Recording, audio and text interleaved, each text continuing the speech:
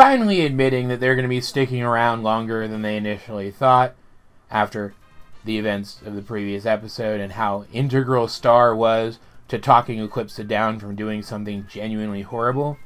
Star decides she's going to recreate hers and Marco's rooms in the new palace. Talk about mood whiplash, huh? But when she recreates Marco's room, a Ransomgram appears, an actual singing telegram, but who delivers ransoms instead of singing telegrams. Apparently this person had been looking for Marco for a very long time because someone has kidnapped his dragon cycle nachos. And so Star and Marco must go together on an adventure through the Abs dimension to recover nachos from the evil ice wraiths that Marco first encountered during his initial journeys through those savage lands. In fact, it's from the territory of these vicious creatures that he got his really cool katana sword. Apparently he just found it laying around somewhere. And already at this point in the episode, as this was being revealed, I kind of got where the episode was going to be going.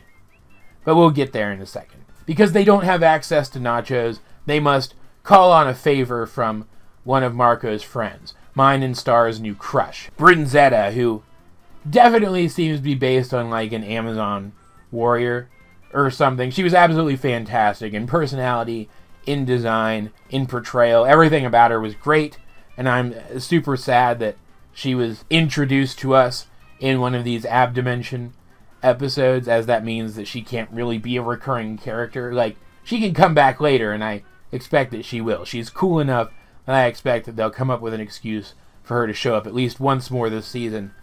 But she can't be like a true recurring character. That bums me out. So she takes Star and Marco into the territory of these Ice Wraith guys. It's called the Never Zone, I think, or something along those lines. And they specifically want to exchange nachos for the sword. I think it was El Chapo is what he called it. And they've set up the exchange to happen at a statue with a conspicuously sword tip shaped slot in the base. And this is when Marco reveals that he found the sword inserted into this statue.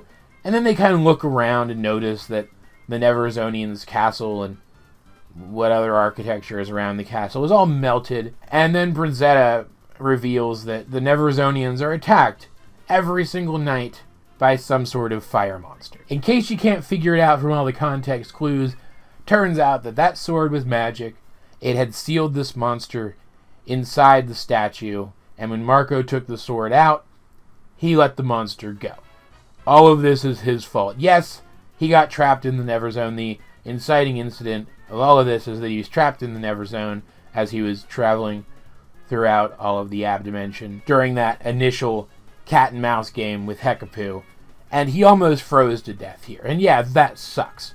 And yeah, the Neverzonians were apparently pretty dismissive of the fact that he was freezing to death in their territory. And that's pretty crappy of them. But it is still his fault that they are attacked by this creature every single night now, and that they've been hurt by this thing, if not killed.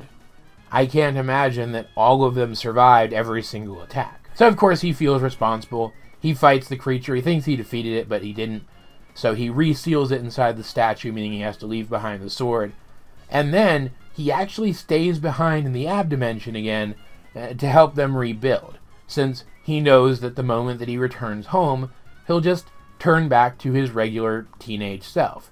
The time that he spent there won't really matter to his day-to-day existence. And we don't really get any hint of how long he stayed this time. We do know that he did find at least one gray hair while he was there. So I'm betting at least another, 5 to 10 years at least. It was a really cool way of capping the episode that made it feel like this is the last time he's going to go and spend any amount of time in this place. This episode was pretty great. It obviously wasn't taking itself as seriously as some of the episodes which have been happening around it. It was more kind of a break episode, a chance for us to breathe. An entire episode about balls to the wall, crazy, hilarious action to break up the long string of more seriously themed episodes that we've been getting recently. And even then, it wasn't entirely not serious, as I've already discussed, and it did something super interesting. I think the writers realized at this point that they had been treating Star very seriously in recent episodes while using Marco as comic relief, because they swapped their roles very conspicuously here. Very conspicuously, Marco is the serious, competent one, and Star is just kind of doing hilarious stuff in the background. It's a neat, fun, funny, action-y episode, which introduced the best character in the entire show. It's a little late to be introducing her here, but I'm still super excited that they did. Which finally ended with Nachos ending up, I would imagine permanently this time, in the main dimension of the show. And still had a neat moral lesson and dilemma for our characters embedded within it. It had everything. This definitely feels more like a late Season 2 or a Season 3 episode of the show than it does a Season 4 episode, assuming that we can even really pin down what a Season 4 episode feels like yet. But it was not out of place here at all, and in fact, I found it to be quite welcome. As per usual, though, guys, I'd like to know, what did you think of this episode if you have seen it? Let's get a discussion going in the comment section down below, or over on my Discord, link in the description. But either way, this has been AJ22, and I will talk to you guys when my dog's making noises right at the end of my video. Later.